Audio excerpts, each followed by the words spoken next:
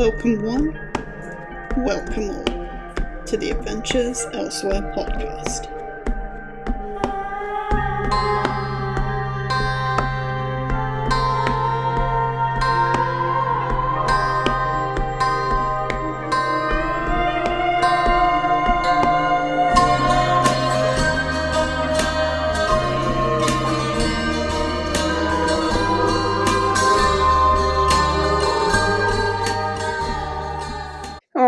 Hello everyone and welcome back to the Adventures Elsewhere podcast. I am your host, Jade Black. As always, I am not here to give writing advice. I am just here to talk about my craft, my process, what works for me, and all that. If it works for you too, that's fantastic. If it doesn't, well, that's not my problem. Today I am talking about how I title my projects. And I did do a video on titling on Twitter a long time ago. If anything in the Bowie section of this podcast sounds familiar, that's probably why. But I am doing a bit more of an in-depth view on that today, because, the version I did on Twitter, it was like a 1-minute video. I'm not sure it's even that long. So it wasn't a proper explanation and everything. So we're going to start at the top, because that's what we do on this podcast, generally. And I'm going to talk about working titles, because I have mentioned those before. So at the moment I'm drafting 2 projects. One of my followers eloquently put this as double fisting. I can't remember his name, I do apologise. If it was you, then say hello in the comments and say, hey, it was me. If you don't leave that exact comment, then I'm going to be sad. I'm not, don't worry about it. Anyhow, working titles. I'm working on 2 at the moment, Shadow on the Snow and Beneath the Moon. Both of those are working titles. They're probably going to stay, but we'll see. Generally speaking, they have done lately. Working titles are something I do purely to just keep track of everything at this point, because I did mention in the episode I just recorded, which was writing single POV, this one might go out before then, it probably will, that I have somewhere between 30 and 40 projects lined up now. So if I just have it as project 1, project 2, project 3, like I used to, then, it just doesn't mean anything anymore. I need to know at a glance what each thing is. So working titles are very much done on vibes, which makes them 100% accurate. I think I mentioned that before at some point. Anyhow, that is all just vibes, so Shadow on the Snow is very much, there's a lot of snow, there are lots of shadows, it is dark, and it's a man casting a shadow is kind of the idea. And it sounds cool. That always helps. Whether they stick or not does depend very much on how well I think the initial... Because, it's all done really on concepting vibes now. It's not even done on, I've written 10k, I need a working title type vibes. I think it might turn out in some way, shape or form, maybe something a bit sort of like this. So who knows whether by the end of the drafting process, whether I think that still fits or not. You never know with... if you take something like... Snakebite, classic one where that was a working title that just came from a shared scene, and it felt kind of... it was just purely okay, well, this is a shared scene, I will then know what this is. It didn't feel like something that was going to stick, but having drafted Snakebite and poring over probably about 70 or odd % of the way through, 75, something like that, trying to retitle it, because I just didn't think it worked at all. I thought it was too on the nose, amongst other things, and just completely failing at coming up with a new title that wasn't horrifically unwieldy. I just decided I would keep it, and I also do think it fits the vibe better than I originally thought, so that's cool. You do just kind of never know. I think Shadow on the Snow will stick, because I had a very good idea of what that was going to be, and the same with Beneath the Moon. As seen on stage is kind of just a pun. but we'll get into that a bit more later. So genre conventions are the other thing I want to talk about, and I do often take this into account with working titles as well. So, a working title that I had for a while was Mr. Nakagami, fun fact. And the thought with that was just, okay, this is a political thriller, it needs to sound like one. And, I've watched a few political thrillers in my time. I'm sure that surprises the subtotal of 0 people, whether you know I write political thrillers or not. Well, now you do. But generally they are just people's names or abbreviations. So there's one called Jackie, for example. There's another one called LBJ. That was a good film. But there are others. A more recent one that a few of you might know if you have Netflix is The Diplomat. So, there are a few titles that sort of like that. It's generally short, snappy, someone's name or someone's title. So, Mr. Nakagami just fit. That's a classic genre convention. Nakagami's his name. Okay, good. We got that. And I just liked it because it is very much Harry's life, his life story. So that stuck. And I do take this into account with other genres as well. So one project I have in the future lined up is in my notes, good question, spiritual drama, ? And that has a working title. It doesn't make sense to anybody else, so I can say it. It's called The Source of Her Pulse at the moment. Because it sounds very sort of spiritual and ethereal, but also quite... It has a bit of a drama-y type name. Like, again, it's all vibes and all that. I don't know if it's a spiritual drama or not. I think it is, but I don't know. And this is also something that's helped me with helping to title other people's stuff, because people have asked.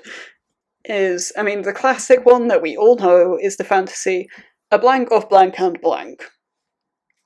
That just about everybody seems to do, whether you love it or hate it. It is a convention that a lot of people follow, and there's nothing wrong with that. If you pick something up that has that convention, you know exactly what it is. So, in that sense, it's doing its job. And that's really the point of genre conventions, whether you want to stick to that or not. Who knows? That's completely up to you. I don't think there is a right or wrong way of approaching that. To an extent, I think I probably like to stick to that. Although if it was fantasy, because I have written the odd bit of fantasy here and there, I don't know that I would stick to that, because I like my short, snappy, 1-word or 2-word titles. I really like that. That's just kind of my thing. I'm always drawn to things with shorter titles for some reason. I don't know whether that's just because it is more of a thriller thing, and that's kind of ingrained in me now. But if I was writing a fantasy, I would want it to have a 1-letter title. 1 letter. That would be an achievement. 1-word title, even. There we go. I hope I didn't say 1 letter earlier, but I probably did, knowing me. So, genre convention is just something that can be useful to think about. Oftentimes I stick to it, but not always. So then we get into wordplay. And as seen on stage is as fine as... too many as's. Something I often say when editing. It's as fine as an example as anything else. There we go. Well done, brain.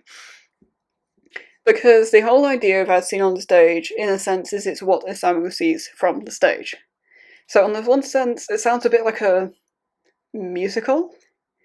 And in a sense, it is, because it's a very music-based thriller. And I did talk about this in The Importance of Music. Check that out if you want to hear more about that project, because it is covered a lot, and so is Isamu. But it's also, what he sees. So you have that wordplay, double meaning thing going. And I mentioned before that, no, actually that was the one I mentioned to be a pun.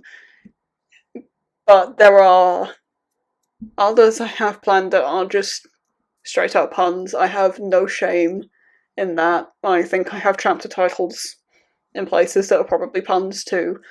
And I will do actually an episode on chapter titles as well, because it is something I think about a lot. it's very difficult, increasingly so. So, I mean, anyhow, keep your eyes peeled for that as well if you are interested. I mean, I've seen a lot of people talk about chapter titles lately on the Twitter, so maybe there'll be some tips and tricks that help you there, but if it doesn't work, it's not my problem. So, maybe not, who knows. Worth checking out, probably. I might say at least one sentence that's worth something.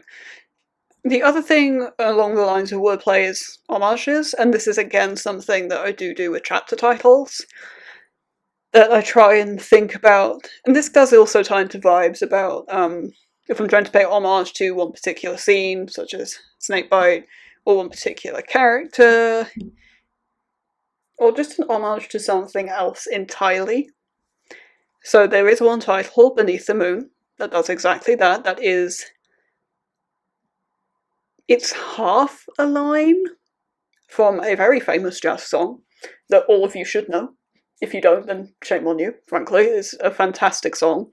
And this is actually something I do within text as well. I do like little cheeky, weird references to all sorts of things. So Black Executioner, for example, there's Metal Gear Solid 3 in there, there's RoboCop in there, even though it's not actually a film I've seen. Mr. Nakagami has probably the biggest reference I'll ever do in... No, it's not the same Ella Fitzgerald song, but it is an Ella Fitzgerald song. Well, there are a couple, but the one I'm thinking of is pretty massive, that will actually just look like a logical inconsistency, potentially, for some readers, but it's not my problem. If you're a Philistine. Anyhow, that is something... It's not something I commonly do with titles, but it's something I have done every now and then, or at least thought about. Then we get on to aesthetics, and again, this is very much working titles and vibes with Shadow on the Snow. It doesn't necessarily have to make sense, but it just has to sound cool. And I think there's a lot to be said for that. So The Elegance of a Penstemon is a title that I very much lent into that with. I mean, it is also an homage to a lore detail that people might not pick up on, but who knows. But it is also very much about... There is a genre convention there, maybe, because it is a bit more... Well, it's a romantic thriller, so maybe there's a bit more of that romance vibe to it. That was something I tried to get in there. But it's just supposed to, more than anything, it's supposed to sound nice, sound intriguing. And I think that's completely valid too. I mean, I think any title, really, so long as it's not absolute garbage, is valid. But then again, how do you define absolute garbage? I mean, don't discuss that in the comments, it's going to get really heated, and we don't want that here. But, as long as it sounds good at the end of the day, whether it follows conventions or wordplay or whatever, does it matter if it sounds cool? I don't think so. So those are all things I consider, and then the thing I do if I'm really struggling, and this is actually how I came up with the title for the determined ones, is what is known as what I sort of call the Bowie method, and this comes from the Bowie method of songwriting. For those who are familiar, there might be a few elements that you know. So Bowie was very famous for writing a sheet of lyrics, tearing up each of the individual lines, throwing it around the room, and then using the lines in the order he picked them up in. Red Hot Chili Peppers did also do this with, oh god, what's the song called? Can't Stop. I think that's an example of that as well. I don't know for sure, so feel free to correct me if I'm wrong there, but I suspect it is.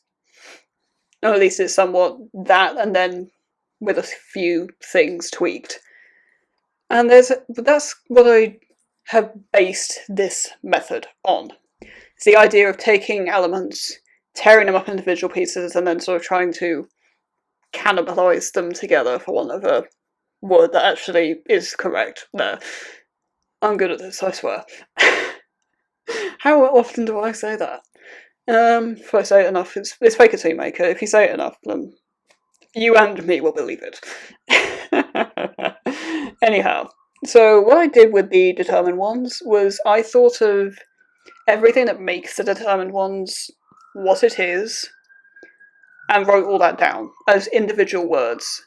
So that was, in the sense of I didn't even know whether it was, standalone, series, saga, collection. So I wrote all of those words down and put them in one place. And then I had, things about the characters. So that is, they are the ones, they are the movers and shakers, the change makers, and had all sorts of words like that. And then there was the sort of more vibe-ish thing of, okay, well, determination's a big thing, family's a big thing, trauma's a big thing. There's all kinds of stuff you can do with that. And I threw all of those into a massive pile, and I pulled out, I think it was 3 at a time, and just tried to put them together using words like the and so and all of that nonsense. So, a few did come out. So another one that came out was, some of them are going to be nonsense because you'll get things like, I'm trying to think of an example. I got Eloquent Trauma Collection, I think was one I got. Which, actually that sounds pretty cool to think about it now, but it's not. It's not correct. It doesn't fit in the same way. And it's trying to make that, whether you get 3 words, Eloquent Trauma Collection, where you make that the Eloquent Trauma Collection, straight up, or you make that a collection of eloquence and trauma, and how you arrange that and everything. And the way I did it with the determined ones is I challenged myself to make 3 titles with each set of words that I pulled out. With some of them I got more, and I got, I think, 7, or maybe even 9 with one of them. With others I could only manage 1 or 2. I think there was some where I just genuinely couldn't get any, because I did also have a couple of forms of each word. So I had determined and determination. So I get, determined, determination saga, and it's like, no. Just, there's not much you can do with that. Not worth hearing. Anyway, I don't think. If you think you can prove me wrong in the comments, then by all means do. But yeah, in the end, you're going to end up with, a million titles to choose from. And, I had probably nudging 100, like, genuinely, because I was doing this for about an hour, and with the words that kept coming up, I'd sort of take those out, and okay, I haven't had this word yet, so, I'll just keep going and keep going and keep going until, the well is well and truly dry. And, you'll end up with so many titles, and the majority of them will be crap, and that's just immediately discountable. You might only end up with like 10 good ones out of 100, if even that many. And then you have the decision paralysis of trying to decide which one is the one that actually fits. And, there might be more than one. I did with the determined ones. I think the final choice was between the determined ones and the tormented ones. Because one thing that spurs all the determined ones on is the torment that they face. So, both of them fit in terms of aesthetics. Both of them fit with genre conventions in the sense that it's short and snappy and it's a thriller. They both fit aesthetically. They both fit in terms of the homage and wordplay element. There is the homage to all of them and their motivation in the tormented ones. The determination, though, felt more key. That is the thing that I felt was more important. So that's what I stuck with. The Tormented Ones is a title I am using for something else, however. And this is also something to bear in mind with what I call the Bowie method and my adaptation of it, is that even if the other titles don't necessarily fit with what you're trying to do, they can still be pretty damn good titles. So you might not want to throw them away. And also, what's worth bearing in mind with all of this is you don't have to decide straight away. You might try a combination of these methods. I mean, I know I have, with the determined ones in particular, with having working titles and trying to think to genre conventions and coming up with titles in every single one of these ways. And this, like, having, I had like 10 odd from the Bowie method, but I had others as well. And I didn't know what to pick, and it took me months to truly, finally decide. And, I did start using one of the others publicly and then wrote back on it because I thought, actually, no, that sounds too emo, I think. And we don't talk about my emo phase on this podcast. Nobody needs to hear about that. Trust me, you don't. But, yeah, I mean, that's the thing. There's no rush, necessarily, to decide. This is one of those things where it's really worth taking the extra time to make sure it's right. I know some people really don't care about titles as readers, but as a writer, I would say, because it's one of your biggest marketing tools, it's the first thing that most people will see. Not the vast majority of the time, unless you have a big image, but chances are that will have the title on it. It's one of those things that I feel has to be perfect. This might just be me being a perfectionist, because I've finally gotten over my bugbear with admitting that. But if it's not perfect, I don't want it. The Determined Ones is the title that feels perfect to me, and this is actually one of the reasons why I decided not to go trad pub in the end. It was because I did mention this in the introductory episode, and probably every episode since, to be honest, that I was part of an in-person writers group one time, and one of the ladies running it was this lovely lady called Chris. I love her to bits. But she had a few books trad pubbed, and the thing she always said was, don't get too picky over names and details and things like that, because, they'll all go in the bin and be changed anyway, so don't worry about it. And if you heard my episode on single POV, because I don't know whether that's gone out before this or not, we'll see, then you'll know that's the sort of shit I love, is the details, and names do mean a lot to me. I mean, if someone wanted to try and rename Ai Negashima, the answer is just straight no, that's his name. That's not a decision I've made, that's his name. You can't change that.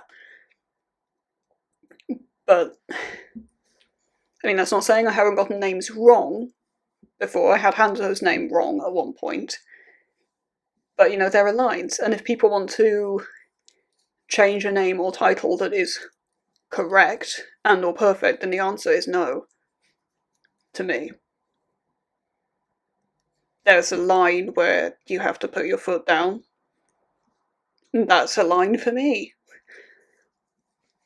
And that was one thing I always really struggled with TradPub, was thinking, okay, well, maybe I just need to be less precious about this. Maybe I need to change my ways. And I thought, well, actually, fuck that. Who knows my stories better than I do? Nobody does. Fuck that. I'm going to do things my way. I'm going to be a bit different. There are alternatives out there. Whichever way I end up going, in the end, I do have a preference. I mean, I'm sure it's no secret at this point. Well, when this episode goes out, I don't think so, but we'll see how things pan out. One way or another, we'll make things work. But, Mr. Nakagami is a title that I don't see is ever going to change. I'd go so far as to say I guarantee you that. But in any case, I've probably talked your ear off for long enough. I mean, it's a slightly shorter episode, but I don't think I have anything more to say. I mean, I say that like my episodes are in full, consistent length, but I do try and aim for a minimum length of, a bit over 20 minutes. So, last but not least, if you are published or well on the way, please do get in touch. Especially if you are indie or self-pub. If you're trad pub, that doesn't mean I won't talk to you. I know that route works for some people, it's not for me. But hey, if that's what's worked for you and you want to be on this show, by all means, but anyhow, contact me, please. If my DMs don't work, or you just don't want to. Frankly, email probably works better anyway, jade42black@gmail.com, but if you're still interested in DMing me, if you're someone who I've DM'd with before, especially, jblack21 on Twitter. That's probably where you know me from anyway, to be quite honest. If you do contact me, please, for the love of God, read the description, because there are always things I forget to say, but include, at the very least, the age category, I'm just going to go with that, title and genre of your book. One thing I do want to bring to your attention, it does say this in the description, but it does not have to be a new release. If it's something you published last year, 3 years ago, 10 years ago, 20 years ago, I don't care. If you're proud of it, you want to talk about it, come on in, let's talk about it. Also, it doesn't have to be a novel. Novellas are very much welcome. Short story collections, get them in. Poetry anthologies, get them in. A book of your own poetry, get it in. I want to talk about books and writing and connections and people and craft and things we love. So come on in, let's have some fun. Join the party, why not? I mean, it's wacky and weird, and hopefully you love it here. If you don't, then don't tell me, because I'll cry. I won't. But, you know. Anyhow. I should go before this degenerates into even more madness than even I can tolerate. So, for now, you have a wonderful rest of your day. Thank you for listening. If you enjoyed this episode, please consider leaving a like and or subscribing to the channel if you don't want to miss out on future content. Copyright Jade Black 2023.